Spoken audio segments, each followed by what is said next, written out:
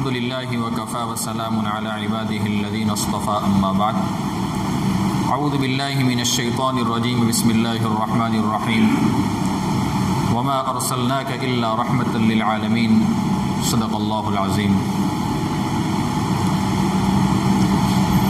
میرے دوستو، اس امت پر اللہ تبارک و تعالیٰ نے جو احسانات کیے ہیں اس میں ایک بہت بڑا احسان اللہ کے نبی صلی اللہ علیہ وسلم کی ذات اقدس ہے، اور یہ کتنا بڑا احسان ہوگا کہ اللہ تبارک و تعالیٰ نے مجھے اور آپ کو اللہ کے رسول صلی اللہ علیہ وسلم جیسا پیغمبر دیا کہ جس کو اللہ تبارک و تعالیٰ نے قرآن کریم میں بیان فرمایا، اور قرآن کریم ان الفاظ میں بیان کرتا ہے لقد من اللہ علی المؤمنین اذ بعث فیہم رسولا من انفسهم يتلو عليهم آیاته ويزكيهم ويعلمهم الكتاب والحکمة وإن كانوا من قبل لفی ضلال مبین، کہ اللہ تبارک و تعالی نے مسلمانوں کے اوپر احسان کیا ہے۔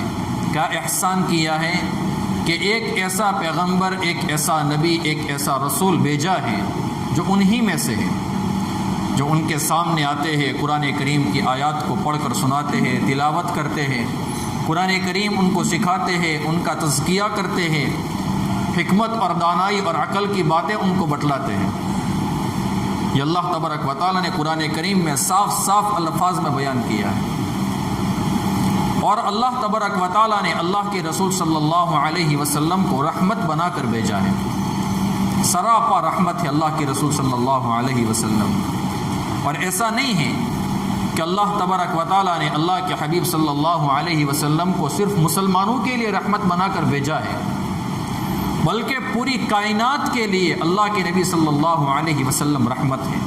جانوروں کے لیے رحمت ہے، بوڑھوں کے لیے رحمت ہے، جوانوں کے لیے رحمت ہے، عورتوں کے لیے رحمت ہے، بچوں کے لیے رحمت ہے، علماء کے لیے رحمت ہے۔ پوری کائنات کے لیے اللہ تبارک و تعالیٰ نے اللہ کے نبی صلی اللہ علیہ وسلم کو رحمت بنا کر بھیجا ہے۔ قرآن کریم میں اللہ تبارک و تعالیٰ اس کو ان الفاظ میں یہ بیان فرماتے ہیں وما ارسلناک الا رحمت للعالمین، میرے نبی ہم نے آپ کو تمام کائنات کے لیے رحمت بنا کر بھیجا ہے، تمام کائنات کے لیے۔ جانوروں کے لیے بھی اللہ تبارک و تعالیٰ نے اللہ کے حبیب کو رحمت بنایا ہے۔ کیسے؟ ایک مرتبہ اللہ کے رسول صلی اللہ علیہ وسلم اپنے ایک صحابی کے پاس گئے، اس کا اونٹ تھا جو اللہ کے رسول صلی اللہ علیہ وسلم کے پاس آیا اور اپنی زبان میں کچھ کہنے لگا، بلبلانے لگا۔ اللہ کے رسول صلی اللہ علیہ وسلم نے اس کے مالک کو بلایا اور فرمایا میرے صحابی، آپ کا اونٹ آپ کے بارے میں مجھ سے شکایت کرتا ہے۔ صحابی نے پوچھا کہ یا رسول اللہ کیا شکایت کرتا ہے؟ اللہ کے حبیب صلی اللہ علیہ وسلم نے فرمایا وہ مجھے یہ شکایت کرتا ہے کہ آپ اس سے کام زیادہ لیتے ہیں اور خوراک اس کو کم دیتے ہیں۔ آپ جتنا اس سے کام لیتے ہیں خوراک بھی اس کو اس کے مناسب دیا کریں۔ تو اللہ تبارک و تعالیٰ نے اللہ کے نبی صلی اللہ علیہ وسلم کو جانوروں کے لیے بھی رحمت بنا کر بھیجا ہے۔ ایک مرتبہ اللہ کے رسول صلی اللہ علیہ وسلم اپنے ایک صحابی کے پاس گئے۔ وہ صحابی تھے یا کوئی یہودی تھا جو پہلے یہودی تھے اور بعد میں ایمان لائے، دونوں طرح کی روایتیں ملتی ہیں۔ تو اللہ کے رسول صلی اللہ علیہ وسلم اس ہرنی کے پاس گئے جو وہ صحابی تھے یا جو بندہ تھا وہ شکار کر کے لایا تھا۔ اللہ کے رسول صلی اللہ علیہ وسلم نے فرمایا کہ اس کو چھوڑ دو۔ صحابی نے کہا کہ رسول اللہ میں کیوں چھوڑوں؟ میں نے اس کو بڑی محنت سے، بڑی مشقت سے میں نے اس کا شکار کیا ہے۔ اللہ کے رسول صلی اللہ علیہ وسلم نے فرمایا یہ ہرنی مجھ سے شکایت کرتی ہے اور مجھے یوں کہتی ہے کہ یا رسول اللہ آپ کا یہ ساتھی اور آپ کا یہ صحابی مجھے پکڑ کر لایا ہے، میں ایک بچے کی ماں ہوں، میرا بچہ پہاڑ کی گود میں ہے اور وہ اس وقت بھوکا ہے اور میری ممتا اس وقت اندر سے جوش مار رہی ہے، یا رسول اللہ آپ مجھے تھوڑی دیر کے لیے اجازت دے دیں، میں وہاں پر چلی جاتی ہوں، اپنے بچے کے پاس جاتی ہوں اور بچے کو دودھ پلا کر میں واپس آ جاتی ہوں۔ اللہ کے رسول صلی اللہ علیہ وسلم نے اس کو اجازت دی، وہ گئی ہے، کودتی ہوئی چھلانگتی ہوئی گئی ہے، اپنے بچے کو دودھ پلایا ہے اور اللہ کے رسول صلی اللہ علیہ وسلم کے پاس اور اس صحابی کے پاس دوبارہ واپس آ گئی ہے۔ اس سے معلوم یہ ہوا کہ اللہ تبارک و تعالیٰ نے اللہ کے رسول صلی اللہ علیہ وسلم کو جو رحمت عطا فرمائی تھی، جانور بھی اس رحمت سے محروم نہیں رہے۔ اور سوال ہی پیدا نہیں ہوتا ہے کہ اللہ تبارک و تعالیٰ نے مسلمانوں کے لیے، مؤمنین کے لیے اور انسانوں کے لیے کتنا رحمت بنا کر بھیجا ہے۔ قرآن کریم پارہ نمبر 11 سورۃ التوبہ آخری آیت میں اللہ تبارک و تعالیٰ ارشاد فرماتے ہیں لقد جاءکم رسول من انفسکم عزیز علیہ ما عنتم حریص علیکم بالمؤمنین رؤوف الرحیم۔ اللہ رب العزت ارشاد فرماتے ہیں کہ ہم نے تم میں ایک ایسا رسول بھیجا ہے، ایک ایسا نبی بھیجا ہے، ایک ایسا پیغمبر بھیجا ہے جو تم ہی میں سے ہے، اور جب تمہیں تکلیف پہنچتی ہے تو تمہارے نبی کو بہت دل دکھتا ہے، وہ تمہارے بارے میں نفع کی ہمیشہ تمنا کرتا ہے، ہمیشہ تمہارے اوپر حریص رہتا ہے، تمہارے اوپر لالچی رہتا ہے کہ تم کو ہمیشہ خیر پہنچے۔ اور اللہ تبارک و تعالیٰ فرماتے ہیں کہ ہم نے ہمارے نبی صلی اللہ علیہ وسلم کو مسلمانوں کے لیے خصوصاً بہت نرم دل اور بہت رحمت والا بنا کر بھیجا ہے۔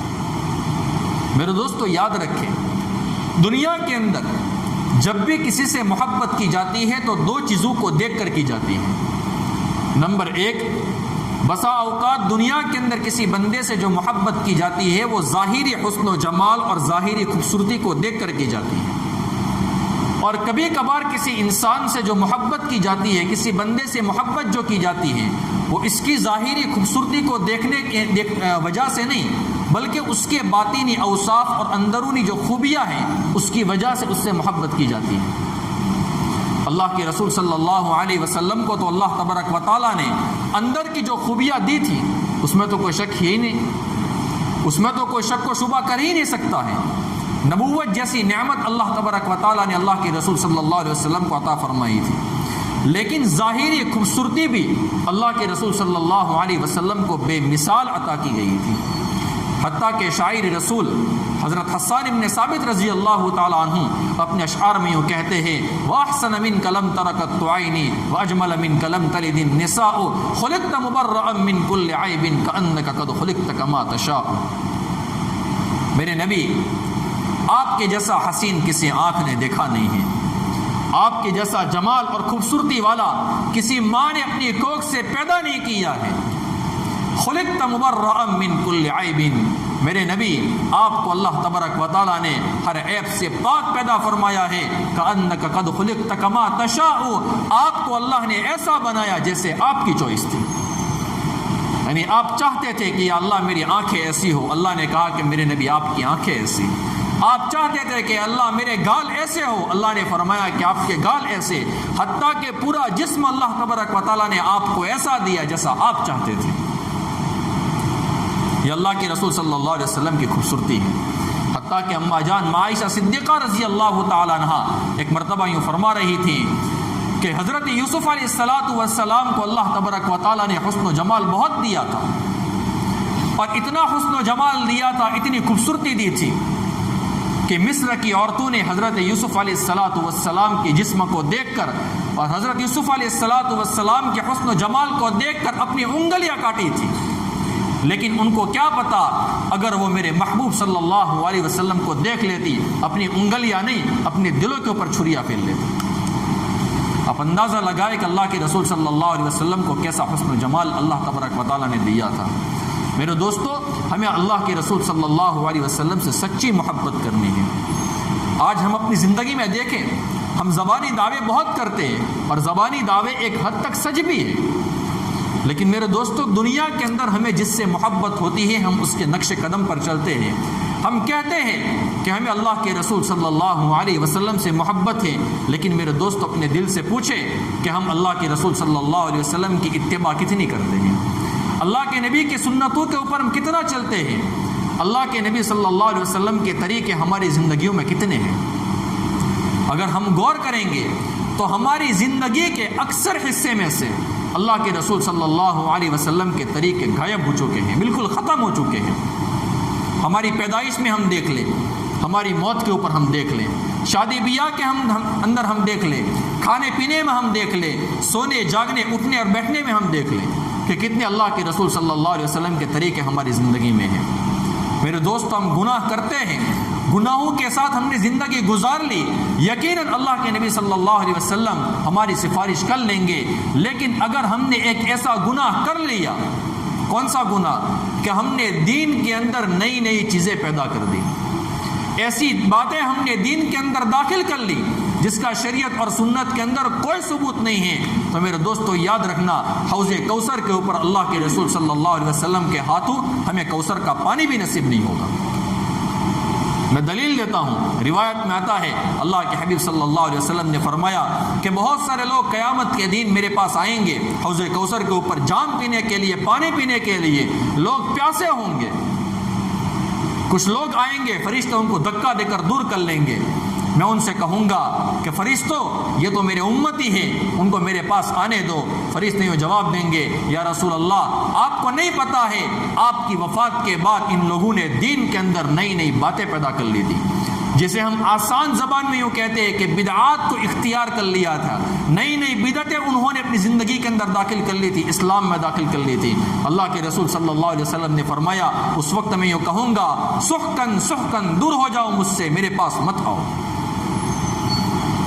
اگر ہمیں اللہ کے رسول صلی اللہ علیہ وسلم کی سفارش لینی ہے، ہم چاہتے ہیں کہ اللہ کے رسول صلی اللہ علیہ وسلم میرے اور آپ کے بارے میں سفارش کر لے، تو میرے دوستوں ہمیں اللہ کے نبی صلی اللہ علیہ وسلم کے طریقے کے اوپر چلنا پڑے گا۔ اگر اللہ کے نبی کی اتباع ہم نے نہیں کی ہے تو خدا کے دربار کی محبوبیت ہمیں نہیں مل سکتی ہے۔ ہم چاہتے ہیں کہ اگر اللہ تبارک و تعالیٰ اپنے دربار کے اندر ہمیں اپنا محبوب بنا لے، اپنا مقبول بنا لے، ہمارے گناہوں کو معاف کر لے، تو ہمیں اللہ کے رسول صلی اللہ علیہ وسلم کی سنتوں کا اتباع کرنا پڑے گا، جس کو قرآن کریم میں اللہ رب العزت نے ارشاد فرمایا قل ان کنتم تحبون اللہ فاتبعونی یحببکم اللہ ویغفر لکم ذنوبکم واللہ غفور الرحیم۔ صحابہ کرام صرف زبان عشق نہیں کرتے تھے، دل سے وہ عشق کرتے تھے، تڑپ جاتے تھے اللہ کے رسول صلی اللہ علیہ وسلم کی یاد میں۔ حضرت بلال رضی اللہ تعالی عنہ، اللہ کے رسول صلی اللہ علیہ وسلم کی وفات ہو چکی ہے، دمشق کے اندر پہنچے ہیں، ایک مرتبہ اللہ کے رسول صلی اللہ علیہ وسلم کی زیارت ہوئی، 1 سال کے بعد اللہ کے رسول صلی اللہ علیہ وسلم نے حضرت بلال سے کہا کہ بلال کیا بات ہے، تم آج ہم سے دور ہو گئے ہو، ہمارے پاس نہیں آتے ہو۔ حضرت بلال سمجھ گئے کہ اللہ کے رسول صلی اللہ علیہ وسلم مجھے اپنے پاس بلا رہے ہیں، مدینے کے اندر گئے اور صحابہ کرام حضرت بلال کے پاس آئے اور آ کر کہنے لگے کہ بلال آپ یہاں پر آئے ہو، ایک مرتبہ آپ اذان دے دو۔ اللہ کے رسول صلی اللہ علیہ وسلم کے زمانے میں جو آپ اذان دیتے تھے وہ آپ اذان دے دو۔ حضرت بلال نے فرمایا کہ مجھے اذان دینے کی ہمت نہیں ہوتی ہے، میرے اندر ہمت نہیں ہے، میرے اندر طاقت نہیں ہے۔ میں اللہ کے رسول صلی اللہ علیہ وسلم کے زمانے میں اذان دیتا تھا، یوں کہتا تھا اشہد ان لا الہ الا اللہ واشہد ان محمد رسول اللہ، میرے نبی کا چہرہ میرے سامنے ہوتا تھا، لیکن آج وہ چہرہ دفن ہو چکا ہے، میں کیسے اذان دوں؟ صحابہ کرام سمجھ گئے کہ یہ ایسے اذان نہیں دیں گے، ایک کام کرو حسن حسین کو بلا اور ان کو جا کر کہو کہ تم بلال کے سامنے سفارش کرو۔ حضرت حسن حضرت حسین رضی اللہ تعالیٰ عنہما آئے، بلال سے کہنے لگے کہ حضرت آپ آئے ہیں، نانا جان کے ایک مرتبہ یاد دلا دے ہمیں، آپ ایک مرتبہ اذان دے دے۔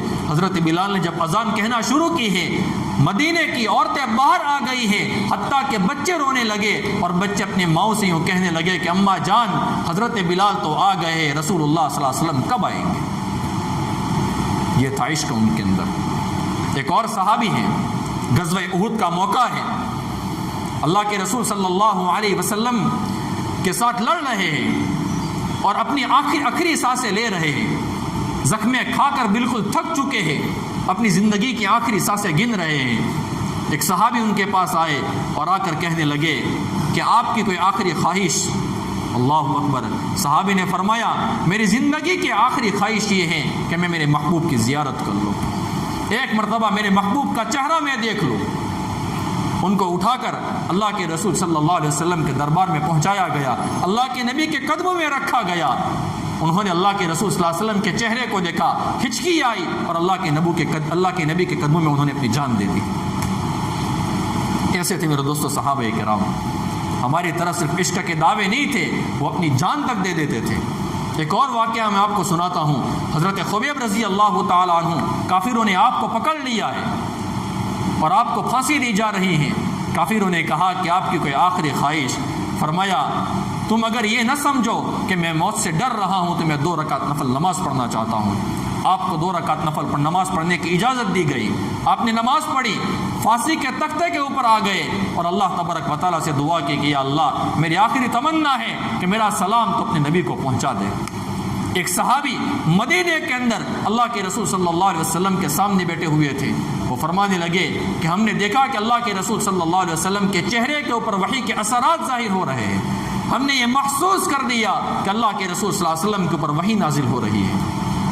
تھوڑی دیر ہوئی, اللہ کے رسول صلی اللہ علیہ وسلم نے فرمایا کہ خبیب کا سلام اللہ نے مجھ تک پہنچا دیا ہے.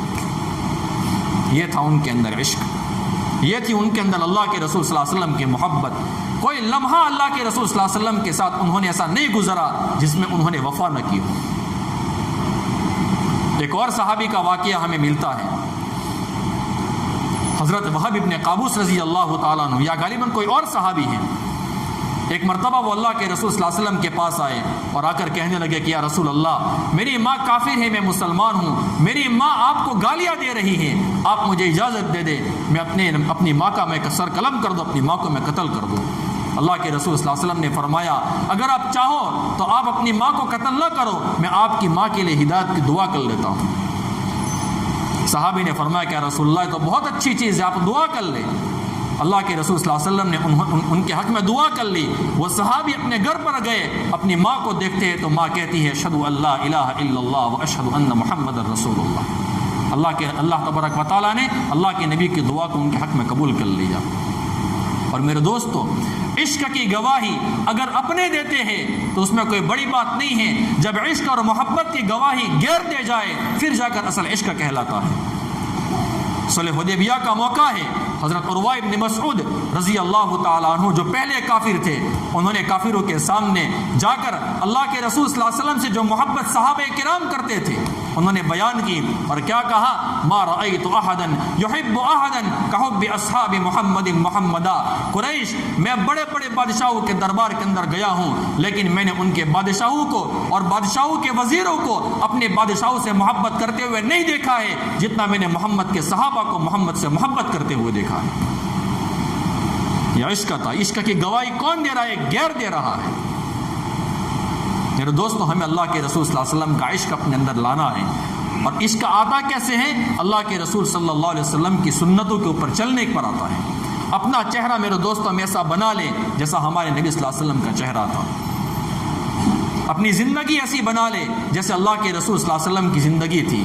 دنیا کے ایکٹر اور دنیا کے بڑے بڑے لوگوں کی طرف اپنی زندگی کو نہ بنائیں. میرے دوستوں, مر جائیں گے, سفارش کرنے کے لیے یہ ملعون اور منحوس نہیں آئیں گے. سفارش کرنے کے لیے اگر کوئی آئے گا تو میرا اور آپ کا نبی صلی اللہ علیہ وسلم آئے گا. ہمارے نبی کو سفارش کرنی ہے. ہمارے نبی کی شفاعت ہمیں ملے گی تب جا کر ہم جنت میں جائیں گے. سفارش نہیں ملے گی میرے دوست, ہم جنت میں نہیں جا سکتے. ہم جنت میں نہیں جا سکتے ہیں. اپنے نبی سے وفاداری کریں. میں بھی کتاب کا مطالعہ کر رہا تھا نا, تو ایک بہت زبردست شعر میں نے پڑھا اور بہت زبردست, یہ دل مچل گیا کہ کیسا یہ شعر ہے. اس نے اللہ کے رسول صلی اللہ علیہ وسلم کی ایک رحمت کو بیان کیا ہے. شاعر کہتا ہے, جو عاصی کو اپنی کملی میں چھپا لے, جو عاصی کو اپنی کملی میں چھپا لے, یعنی نافرمان ہو, گنہگار ہو اور اپنے دامن میں اس کو جگہ دے دے. جو عاصی کو اپنی کملی میں چھپا لے, جو دشمن کو بھی زخم کھا کر دعا دے. اللہ کے رسول صلی اللہ علیہ وسلم طائف میں گئے ہیں, آپ کو مارا جا رہا تھا, پتھر برسائے گئے اللہ کے رسول صلی اللہ علیہ وسلم کے اوپر. صحابہ کرام نہیں, وہاں پر جو کٹر کافر موجود تھے ان کو بھی رحم آیا. ایک کافر نے اپنے پاس اپنے غلام کو بلایا, عداس کو بلا اور کہا کہ عداس, میں مانتا ہوں کہ میرا مذہب الگ ہے, محمد کا مذہب الگ ہے, میں مانتا ہوں کہ مجھے محمد سے دشمنی ہے, لیکن طائف والوں نے محمد کے ساتھ جو برتاؤ کیا ہے میرا دل اندر سے ہل گیا ہے. یہ کھجور کے کچھ خوشے لو, محمد کی خدمت میں بیچ دو اور ان سے کہہ دینا خدا کے واسطے ان کھجور کے خوشوں کو رد مت کرنا. دشمن کو پیار آ گیا تھا. اللہ کے رسول صلی اللہ علیہ وسلم نے دعا کی, یا اللہ تو مجھے کس کے حوالے کرتا ہے, مجھے لوگوں نے مارا ہے. خدیجۃ الکبریٰ کا غم موجود ہے, اللہ کے نبی کی رفیق حیات کا انتقال ہو چکا ہے, چچا کا انتقال ہوا ہے, ایک طرف طائف والے آپ کو اس طریقے سے تکلیف دے رہے ہیں. اور اللہ کے رسول صلی اللہ علیہ وسلم کے پاس فرشتے آئے تو اللہ کے رسول نے کیا فرمایا کہ نہیں, ان کو ہلاک کرنے کی ضرورت نہیں ہے, میں ان کے لیے دعا کرتا ہوں, اللہم اہدی قومی فانہم لا یعلمون, اے اللہ ان کو ہدایت دے دے, یہ مجھے جانتے نہیں ہیں. تو شاعر کیا کہتا ہے, جو عاصی کو اپنی کملی میں چھپا لے, جو دشمن کو بھی زخم کھا کر دعا دے, اسے اور کیا نام دے گا زمانہ, وہ رحمت نہیں تو پھر اور کیا ہے. اللہ تبارک و تعالی ہمیں اللہ کے رسول صلی اللہ علیہ وسلم کی سیرت کے اوپر عمل کرنے کی توفیق عطا فرمائے، آمین یا رب العالمین۔ وآخر دعوانا ان الحمد للہ رب العالمین۔